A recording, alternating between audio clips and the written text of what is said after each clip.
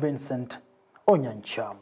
Abantu abagotukuru chinsemo chiri cha Bobasi ni gobono bagendrete kanyorobo konyi anemono asinchira yogosirwa kolengana na bwatani obono baraba manyiko rwa senseme yuni go bachamo na kwane kibonangosira barabantu bare nobogotu kubatira namo nebyombe ni go banyora gati y'ebintu banyara kwegwa ngamo na marangeti endagera amo nebintu binde abantu baraba gotu gati yabo batakana na bayigona bo barakani go banyore bintebyo asobarokyo mogokobo kubwatikana no gusirwa asokonyora ebintebyo aserituko lero chinga kichibo igoni gwanyara konyora maigerio ajibono arengete igoro yenchera yokwerikia somurubelio shibu no buya bumurubelio yo kati yaboni ko bate yabuna babira gwetere michande menga asbanyare kuboli abantu ko endra wesokya gosira abantu bali no bogotu anamo litukuri yankyo libondo lituko liyabo lyogocengerwa.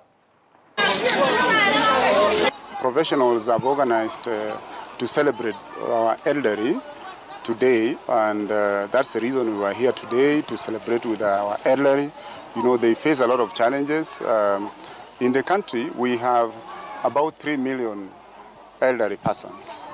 And these older persons face a lot of challenges.